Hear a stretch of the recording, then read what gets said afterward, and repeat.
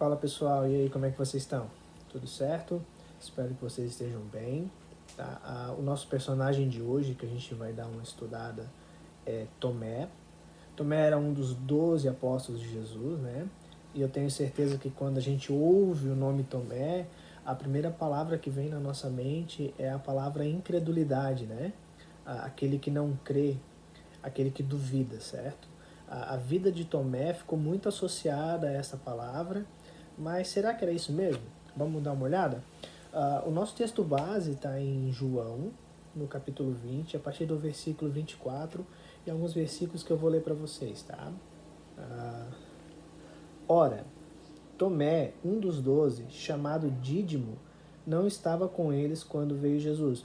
Só um parênteses aqui, né? O Tomé era conhecido como Dídimo. Dídimo era um nome que Tomé tinha em grego, né? Era a tradução do nome dele para grego. E o significado desse nome era gêmeo. Talvez Tomé tivesse um irmão gêmeo, isso a gente não sabe, a Bíblia não fala, né? Mas o nome dele indica isso. Talvez ele tivesse um irmão gêmeo. Só um parênteses aqui, tá? Continuando a nossa leitura. Disseram-lhe, pois, os outros discípulos: Vimos o Senhor.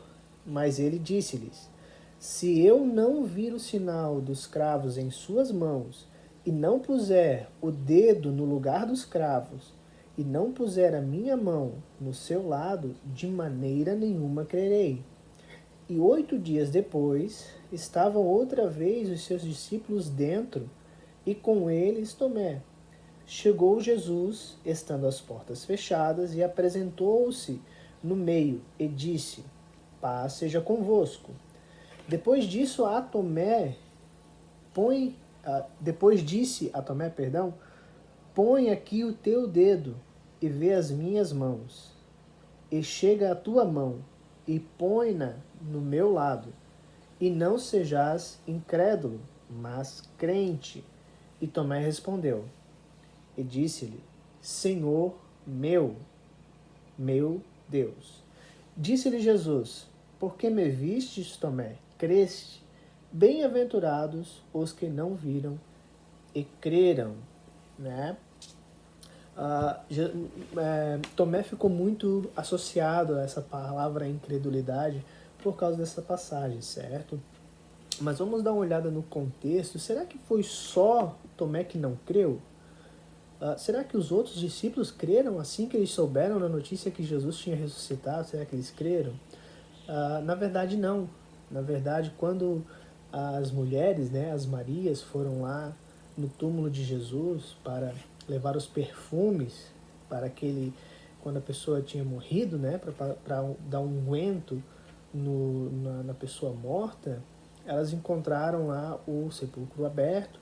E a gente sabe essa história, né? E elas voltaram correndo, dizendo para os discípulos, que lá em Mateus 28, que Jesus tinha ressuscitado, né? E muitos deles não creram. Alguns creram e muitos deles não creram, certo? E aí quando Jesus aparece novamente para eles, quando Jesus aparece pela primeira vez para eles, que eles estão reunidos, Tomé não está lá. Tomé não está junto. E Jesus então aparece e aqueles discípulos creem, porque veem a Jesus, certo? Mas entendo que o contexto em que isso se dá é o contexto de profunda tristeza. Jesus tinha morrido, certo? Tomé tinha o seu mestre, aquele a quem ele seguia, a quem ele admirava, tinha morrido, sabe? Ele tinha deixado toda a vida dele para trás para seguir a Jesus, seguir aquela pessoa, aquele homem, e agora tudo aquilo que ele tinha deixado para trás, renunciado, tinha acabado, porque o seu mestre tinha morrido.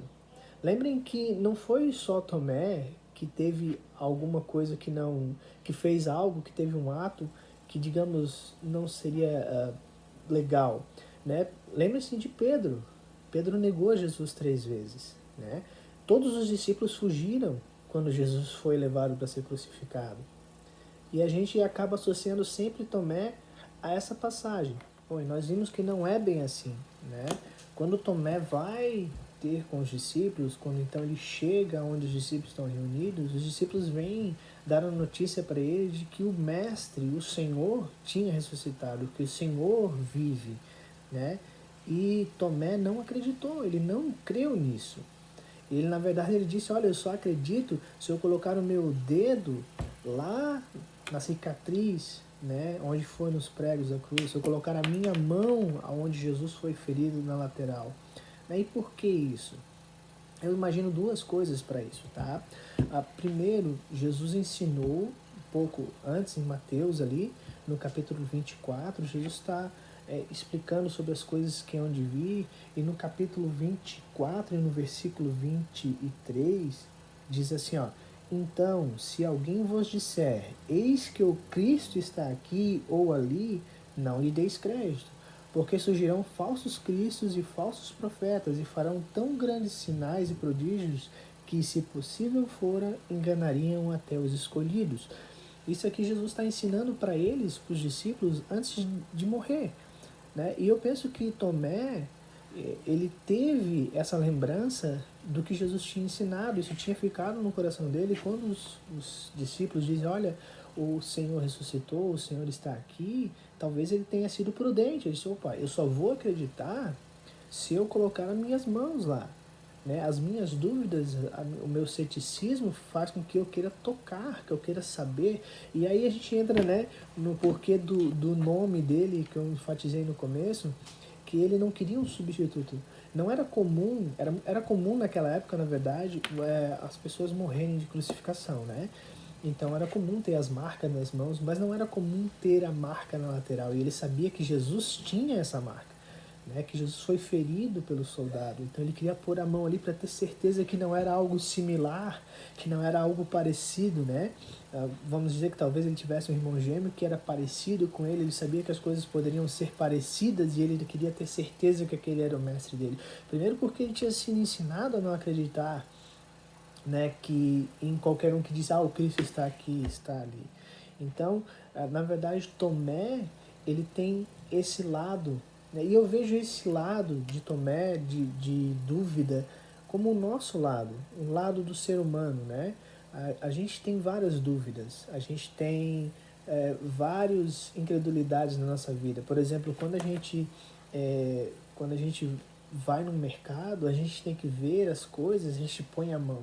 A gente quer pegar na mão. As nossas mãos, elas são meio que a extensão dos nossos olhos. A gente tem que tocar para acreditar naquilo, sabe? E Tomé era assim, e nós somos assim. Nós precisamos ter as certezas. Quantos de nós, na verdade, já não nos fizemos a pergunta, será que realmente Deus existe? Será que eu estou fazendo as coisas certas? Será que essa atitude que eu tomei, ela está na direção de Deus? Será que Deus falou comigo? Né? A gente duvida, a gente tem essas dúvidas.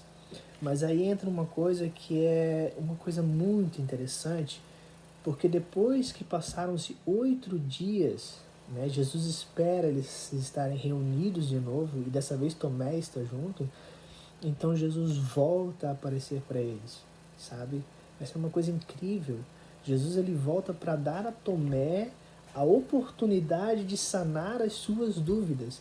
Ele volta para que Tomé possa tocá-lo. A Bíblia não diz se Tomé tocou ou não, mas a gente entende que deve ter tocado. Né? Mas mesmo que não tenha tocado, o fato dele ver Jesus, né, de Jesus dar a oportunidade para ele sanar as dúvidas dele, faz com que ele acredite novamente em Jesus, que a sua fé, a sua crença seja restaurada. Então ele olha agora para Jesus e o que ele fala? Senhor meu Deus. Ele reconhece naquele exato momento que Jesus é o seu Deus. Isso é incrível da parte de Jesus. Jesus está sempre pronto para nos dar a oportunidade de nós sanarmos as nossas dúvidas. Claro, é muito comum a gente termos dúvidas acerca das coisas que nos cercam, se estamos fazendo as coisas na vontade de Deus, mas nós entende que nós precisamos chegarmos a Jesus. E Tomé fez isso de uma maneira excelente. Ele queria tocar em Jesus, ele queria crer.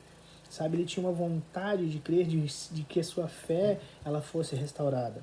E Jesus proporcionou isso. E Jesus proporciona isso para nós. E ele nos proporciona isso hoje.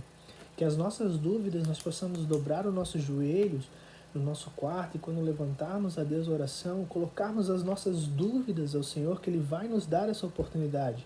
Ele vai falar conosco. Ele vai vir. Veja que depois de um certo tempo Jesus vem especialmente para que Tomé pudesse sanar as suas dúvidas. E esse é Jesus, ele está sempre disposto a isso.